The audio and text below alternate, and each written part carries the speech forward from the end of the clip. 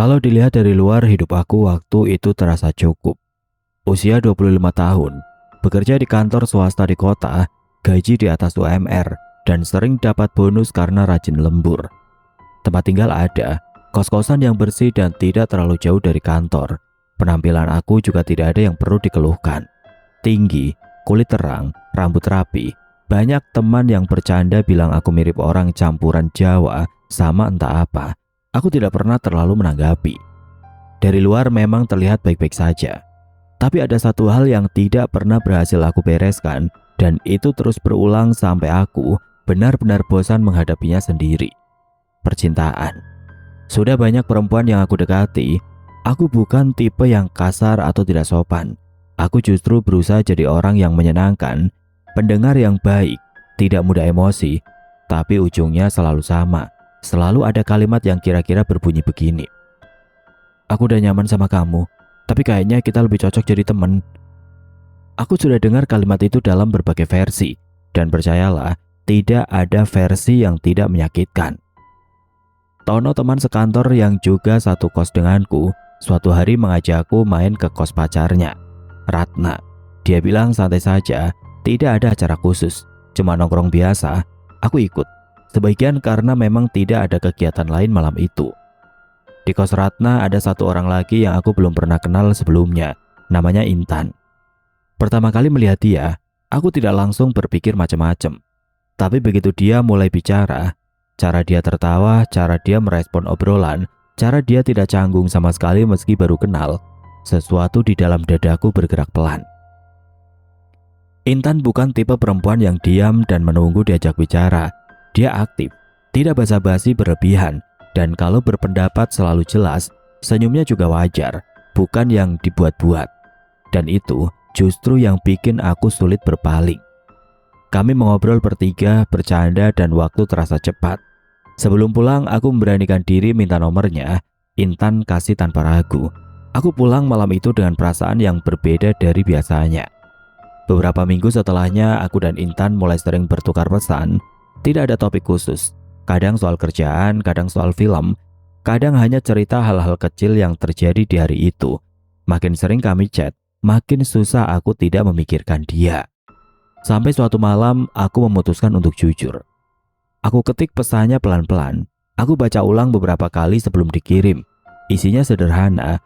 Aku bilang bahwa selama ini aku punya perasaan lebih, dan aku ingin tahu apakah dia mau mencoba menjalin hubungan yang lebih serius. Aku kirim. Lalu aku letakkan ponsel di kasur dan menunggu. Balasannya datang tidak lama. Mas Joko itu baik banget dan nyaman buat jadiin teman. Jadi kita temenan aja ya mas. Aku baca sekali, 2 kali, 3 kali. Rasanya tetap sama, seperti sesuatu di dalam dadaku runtuh pelan-pelan tanpa suara. Bukan ledakan, bukan tangisan. Hanya rasa berat yang tiba-tiba memenuhi seluruh tubuh, dan aku tidak tahu harus dibuang kemana. Aku matikan layar ponsel. Tidur malam itu terasa sangat lama. Tidur malam itu memang lama, tapi tidak berarti aku benar-benar beristirahat. Aku terbangun dengan kepala yang terasa berat, bukan sakit, tapi seperti ada sesuatu yang menggantung di dalam. Pikiran yang belum selesai dicerna. Aku bangkit, cuci muka, ganti baju, dan berangkat kerja. Semua aku lakukan seperti robot, bergerak, tapi tidak benar-benar hadir. Di kantor aku duduk di depan komputer seperti biasa. Pekerjaan ada, tapi jari-jariku tidak mau bergerak. Layar monitor aku tatap hampir 1 jam tanpa menghasilkan apa-apa. Teman sebelah meja sempat bertanya, "Bro, kamu baik-baik saja?" Aku jawab baik, sambil tersenyum tipis. Dia tidak bertanya lagi. Jam makan siang datang. Tono mengajak makan bareng ke warung depan kantor seperti biasa. Aku ikut, tapi hanya memesan air putih. Tidak lapar, Tono tidak banyak komentar. Dia memang tidak terlalu peka soal hal seperti ini, dan aku bersyukur untuk itu. Aku kembali ke meja kerja lebih cepat dari yang lain. Sekitar pukul 2 siang ponselku bergetar. Nomor tidak dikenal, tapi begitu aku angkat dan mendengar suaranya, aku langsung tahu siapa itu. "Joko, lama banget gak kedengeran kabar. Gimana kabarnya bro?" Rinto, teman SMA. Kami memang pernah cukup dekat waktu sekolah, tapi setelah lulus masing-masing sibuk dengan jalur hidupnya sendiri. Sudah hampir 3 tahun kami tidak pernah benar-benar bicara. Rinto, wah lama banget, kabar aku baik. Jawabku bohong, tapi itu jawaban yang paling mudah keluar. Rinto tertawa kecil. Baik bagaimana? Suaramu itu kayak orang habis begadang semingguan.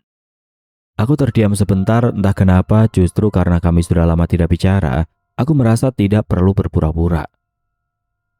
Lagi ada masalah dikit soal perempuan. Udah kesekian kalinya ditolak, Rin. Sampai juga.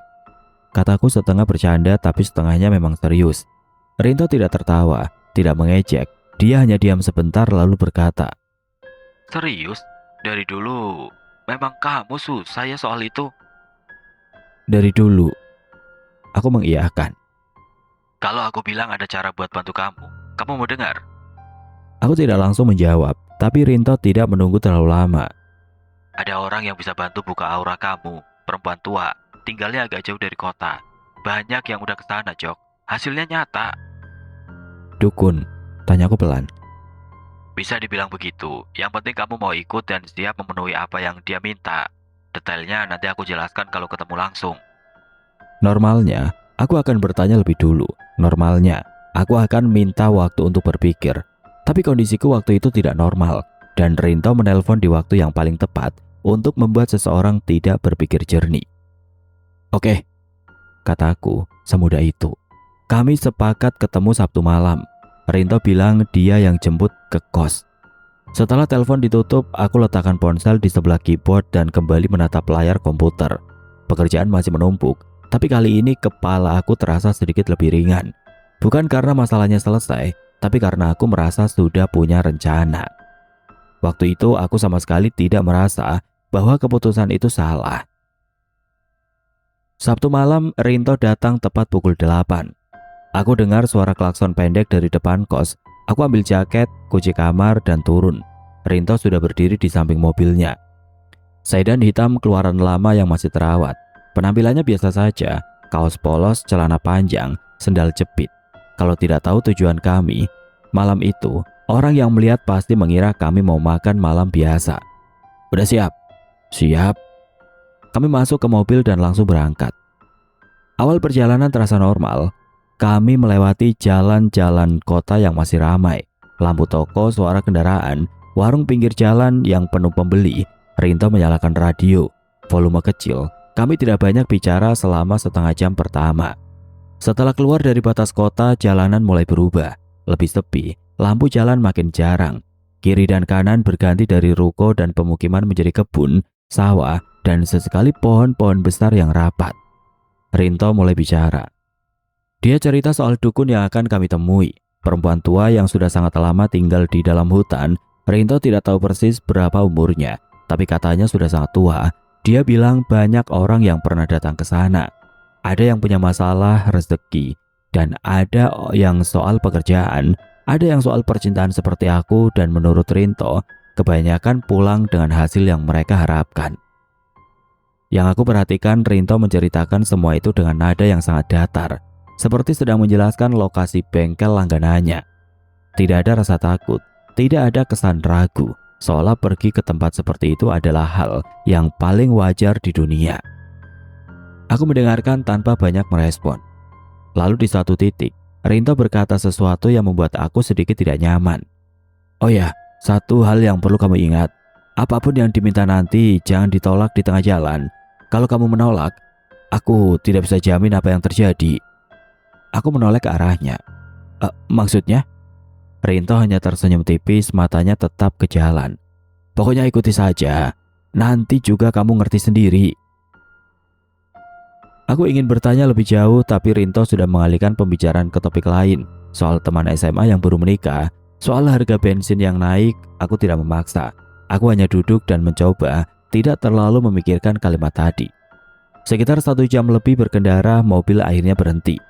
Di depan kami hanya ada jalan setapak sempit yang membelah pohon-pohon tinggi, tidak ada penerangan. Tidak ada tanda apapun. Rinto mematikan mesin dan turun dari mobil. Aku ikut. Udara malam di sini berbeda, lebih dingin, lebih lembab dari biasanya. Angin sesekali bergerak di antara dedaunan, menghasilkan suara gesekan yang pelan dan berulang. Bulan purnama malam itu cukup terang. Cahayanya menembus celah-celah pohon dan jatuh di atas jalan setapak di depan kami. Cukup untuk melihat kemana harus melangkah. Dari sini kita jalan kaki. Mobilnya aman di sini. Dia langsung melangkah masuk tanpa menunggu reaksiku. Aku menarik nafas sesekali, lalu mengikutinya dari belakang. Jalan setapak di dalam hutan itu lebih sempit dari yang aku bayangkan. Aku harus sedikit memiringkan badan beberapa kali untuk menghindari ranting yang menjulur ke tengah jalan. Rinto berjalan di depan dengan langkah yang terasa sudah hafal, tidak ragu, tidak melambat, seperti orang yang pernah melewati jalan ini lebih dari sekali. Awalnya hutan masih terasa hidup, suara jangkrik terdengar dari sisi kiri dan kanan, sesekali ada suara burung malam dari atas pohon, atau suara langkah kecil hewan yang berlari menjauh di antara semak. Cahaya bulan masih cukup membantu, meski makin ke dalam, makin banyak terhalang ranting dan daun. Aku memperhatikan Rinto dari belakang, sesekali bibirnya bergerak pelan, sangat pelan, nyaris tidak kelihatan kalau tidak diperhatikan. Seperti orang yang membaca sesuatu dalam hati. Aku tidak bertanya, aku hanya mengikuti langkahnya. Lama-kelamaan suara-suara di sekitar kami mulai berkurang. Jangkrik yang tadinya ramai perlahan berhenti satu persatu. Burung malam tidak terdengar lagi.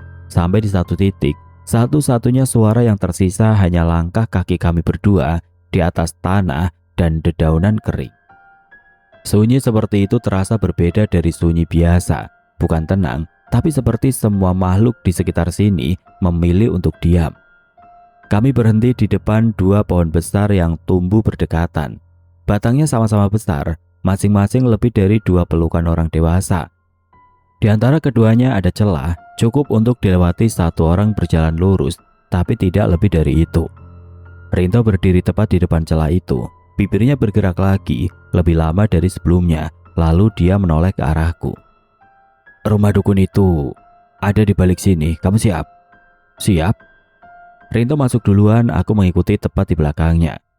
Begitu aku melangkah masuk ke dalam celah itu, aku merasakan sesuatu menyentuh wajahku. Sangat halus, seperti benang tipis yang hampir tidak terasa, tapi cukup untuk membuat aku refleks, mengusap wajah. Aku usap dengan telapak tangan, tapi tidak ada yang tertangkap. Tidak ada yang bisa dipegang. Aku pikir mungkin sarang laba-laba yang tidak terlihat di malam hari. Tapi kemudian aku dengar suara. Suara perempuan menyanyi pelan, nadanya panjang dan ditarik lambat. Seperti tembang Jawa yang biasa diputar di radio-radio tua, suaranya datang dari atas. Aku mendongak. Di atas salah satu pohon besar itu, di dahan yang cukup tinggi untuk membuat orang tidak langsung melihat ke sana, duduk seorang perempuan tua. Tubuhnya sangat kurus. Tulang bahunya menonjol jelas, punggungnya sedikit membungkuk, kulitnya gelap dan keriput. Usianya sulit ditebak, tapi terlihat sangat tua. Yang paling membuat aku tidak bisa bergerak adalah rambutnya. Rambutnya berwarna putih keabu-abuan, sangat panjang dan menjuntai lurus ke bawah dari tempat dia duduk, melewati dahan, melewati batang pohon sampai hampir menyentuh tanah di bawah. Di tangan kanannya ada sisir bergerigi jarang, dan dia menggunakannya dengan gerakan yang lambat dan teratur. Dari atas ke bawah, berulang sambil terus menyanyi tanpa berhenti. Dia tidak menoleh ke bawah, dia tidak tahu aku melihatnya, atau mungkin dia tidak peduli. Dan baru saat itulah aku menyadari, benang tipis yang tadi aku rasakan di wajahku yang tidak tertangkap saat aku usap, itu adalah ujung rambutnya yang menjuntai sampai ke bawah dan menyentuh siapapun yang melewati celah ini. Tenggorokanku tercekat. Aku mencoba memanggil Rinto, tapi suaraku tidak bisa keluar. Bukan karena apapun yang aneh, tapi karena seluruh tubuhku bereaksi seperti orang yang baru saja mengalami kaget luar biasa. Nafas tertahan, otot leher kaku, dan suara tidak punya jalan keluar. Rinto menyadari aku berhenti, dia berbalik, melihat ekspresi wajahku, lalu langsung menarik tanganku keluar dari celah itu. Tenang. Itu memang sudah biasa di sini, katanya dengan nada yang sama datarnya seperti tadi dia bicara soal perjalanan. Aku berdiri di luar celah, menarik nafas panjang. Di depan kami, tidak jauh dari tempat kami berdiri, ada sebuah bangunan tua. Dindingnya kusam, catnya sudah mengelupas di beberapa bagian, dan akar-akar pohon besar di sekitarnya membelit sebagian pondasinya, tapi lampunya menyala.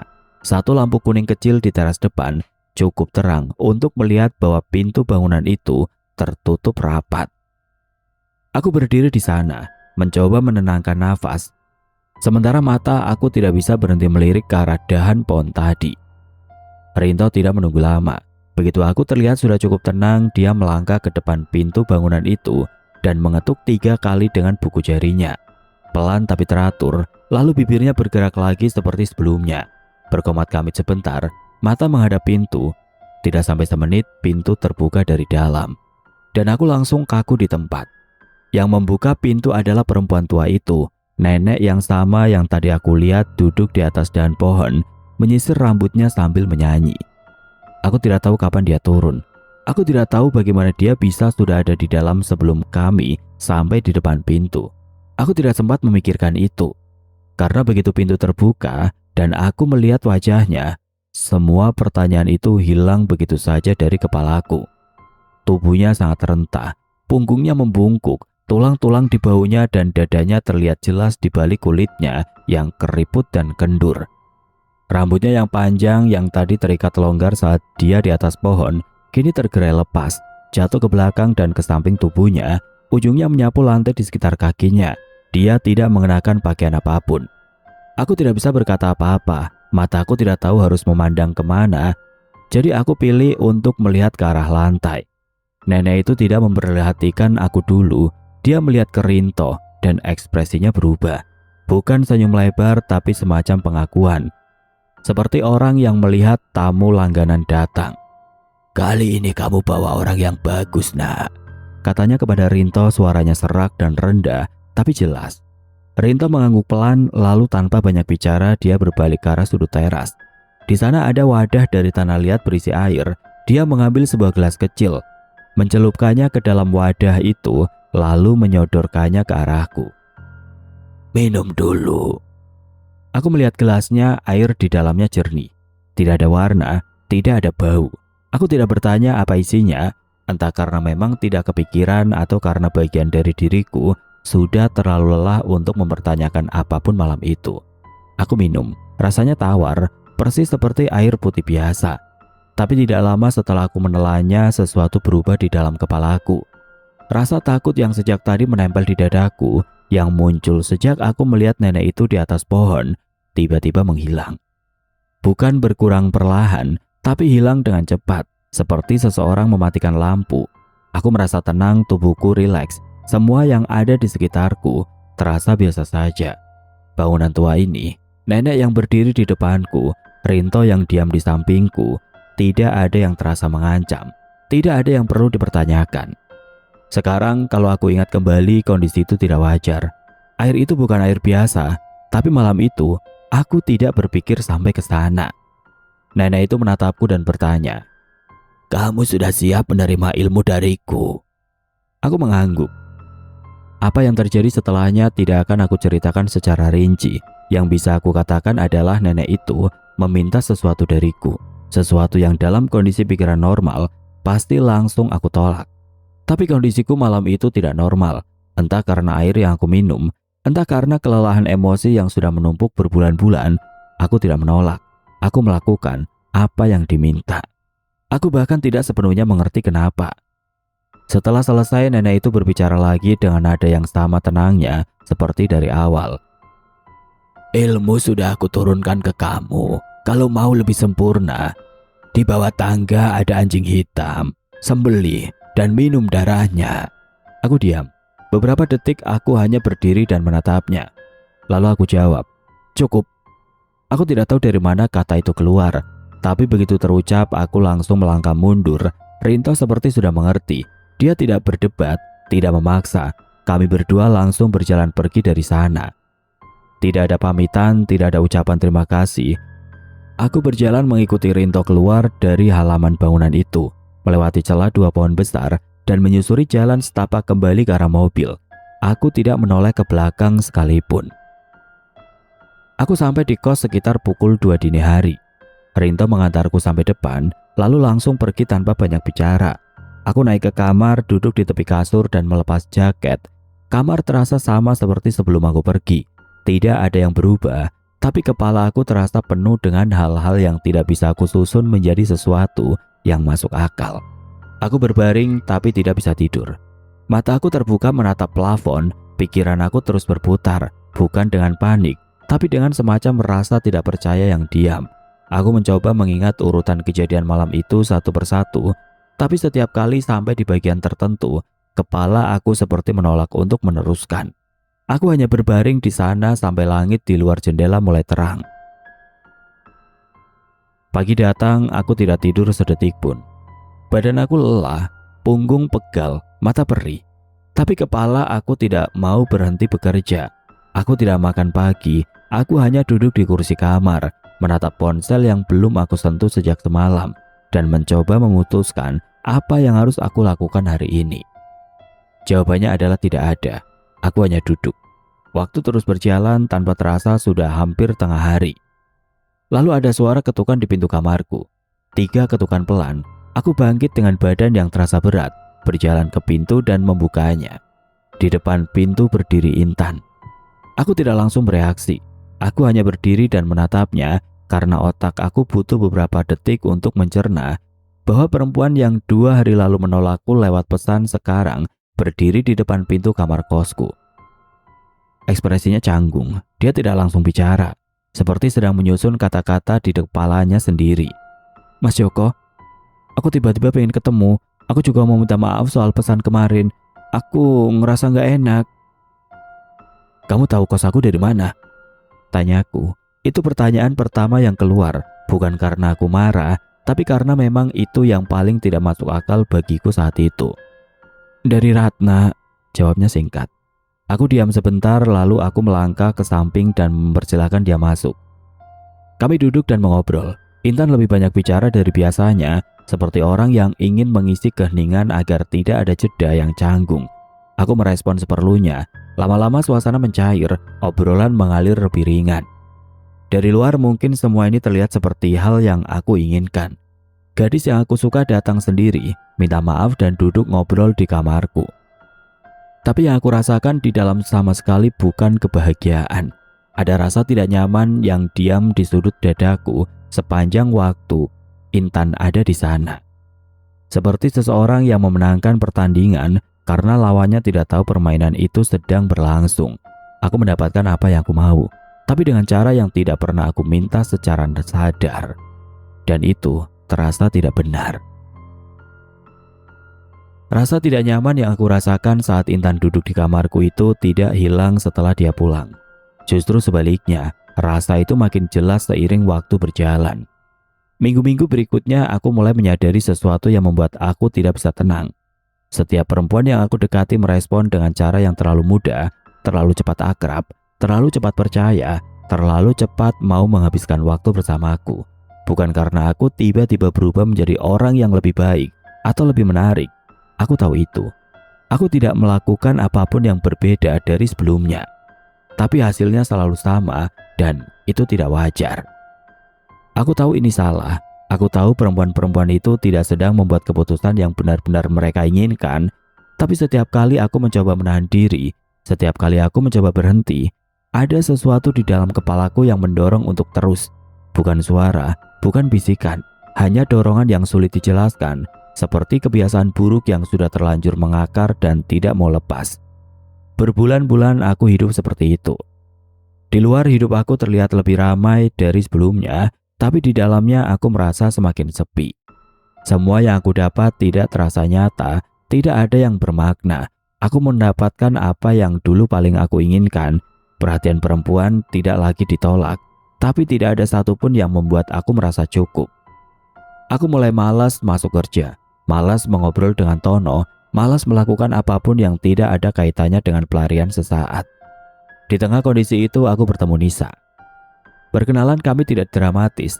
Ada acara kecil di kantor, semacam kumpul divisi, dan Nisa hadir sebagai teman salah satu rekan kerja yang kebetulan diajak ikut. Kami berkenalan singkat.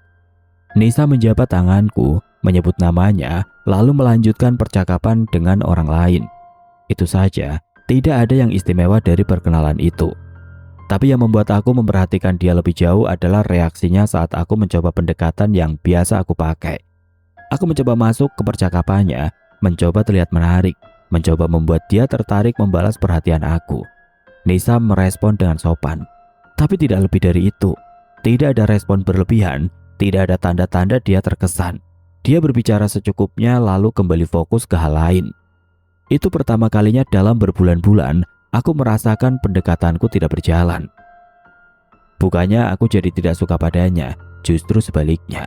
Aku mulai memperhatikan Nisa dari jauh, bukan dengan cara yang obsesif, tapi lebih kerasa ingin tahu yang jujur. Cara dia berbicara tidak basa-basi. Kalau dia tidak setuju dengan sesuatu, dia bilang dengan jelas tapi tidak kasar. Cara hidupnya terlihat teratur. Dia tidak pernah terlihat terburu-buru atau kacau, dan aku pernah beberapa kali melihatnya pergi lebih awal dari acara karena waktu sholat. Hal-hal kecil itu yang aku perhatikan. Perlahan aku mulai mendekatinya dengan cara yang berbeda, bukan merayu, bukan mencoba terlihat lebih dari yang aku sebenarnya. Aku hanya berbicara jujur tentang hal-hal biasa tanpa agenda. Dan untuk pertama kalinya aku tidak sedang mencoba mendapatkan sesuatu dari seseorang. Aku hanya ingin dia mau mengenalku apa adanya, bukan karena ilmu apapun, dan perasaan itu terasa sangat asing. Tapi juga terasa seperti satu-satunya hal yang benar yang aku rasakan dalam waktu yang sangat lama. Perasaan asing yang aku sebut di akhir cerita sebelumnya, keinginan untuk dikenal apa adanya tanpa tipu daya, itu akhirnya membuat aku mulai berubah. Meski prosesnya tidak cepat dan tidak mudah. Nisa tidak pernah menceramai aku. Dia tidak pernah bertanya soal masa laluku, tidak pernah menghakimi sesuatu yang dia sendiri tidak tahu. Tapi caranya menjalani hari, sholat tepat waktu, bicara jujur meski kadang tidak enak didengar, memperlakukan orang lain dengan cara yang sama tanpa memilih-milih, membuat aku tidak bisa tidak membandingkan dengan diri sendiri. Dan perbandingan itu menyakitkan. Aku mulai sholat lagi, pelan-pelan, tidak langsung rutin. Hari pertama aku sholat maghrib, besoknya bolong, lusanya hanya subuh, dan seterusnya, tidak konsisten. Tapi Nisa tidak pernah memarahiku soal itu. Kalau dia tahu aku lagi tidak sholat, dia hanya bilang singkat, "Udah sholat belum mas?" Lalu melanjutkan aktivitasnya sendiri. Tidak menunggu jawaban, tidak mengejar, hanya mengingatkan, lalu pergi. Cara seperti itu justru yang paling susah aku abaikan. Suatu sore aku pergi ke masjid dekat kos sendirian, bukan karena ada yang menyuruh. Aku hanya merasa sudah terlalu lama menghindari tempat itu. Aku sholat taubat, tidak sekali, beberapa rakaat, sampai lututku terasa pegal. Setelah selesai, aku duduk di sana dengan tangan menengadah. Aku tidak hafal doa yang panjang, aku tidak tahu harus mulai dari mana, jadi aku hanya diam. Dan tanpa aku rencanakan, air mataku keluar sendiri. Tidak ada yang aku ucapkan, aku hanya duduk dan menangis pelan, sendirian di sudut masjid itu. Beberapa menit kemudian aku mendengar langkah pelan mendekat. Nisa duduk di sebelahku menjaga jarak yang wajar, tidak berkata apa-apa dulu, lalu setelah sebentar dia bicara pelan. "Teruslah mendekatkan diri sama Allah mas, jangan niatkan ibadah karena aku, niatkan karena dia." Itu saja, dia berdiri lalu pergi. Aku tidak sempat menjawab, aku hanya menatap punggungnya sampai hilang di balik pintu masjid, lalu kembali menatap kedua tanganku yang masih menengadah. Kalimat itu sederhana, tapi aku duduk di sana cukup lama setelahnya dan kalimat itu terus berputar di kepala aku. Sekarang kalau aku menoleh ke belakang pada semua yang sudah terjadi, malam di hutan itu, air yang aku minum tanpa bertanya, hal yang aku lakukan di dalam bangunan tua itu, perempuan-perempuan yang aku sakiti tanpa mereka tahu mereka sedang disakiti. Aku tidak mencari pembenaran. Aku tidak bisa menyalahkan Rinto sepenuhnya. Rinto membuka pintunya, tapi aku yang memilih untuk masuk. Aku yang bilang iya waktu kondisiku paling lemah. Aku yang tidak cukup sabar untuk menunggu sesuatu yang datang dengan cara yang benar. Keputusan itu adalah keputusanku sendiri. Aku menyesal. Itu tidak berubah dan mungkin tidak akan pernah berubah. Ada hal-hal yang sudah terjadi dan tidak bisa ditarik kembali. Dan aku belajar untuk hidup dengan itu. Bukan dengan melupakannya, tapi dengan tidak membiarkannya terus menggerakkan aku ke arah yang salah. Aku tidak tahu apakah Nisa akhirnya mengenalku seperti yang aku harapkan. Itu bukan inti dari cerita ini. Intinya adalah aku memilih untuk berhenti. Suatu hari, lalu hari berikutnya, lalu hari berikutnya lagi, dan itu sudah cukup untuk memulai.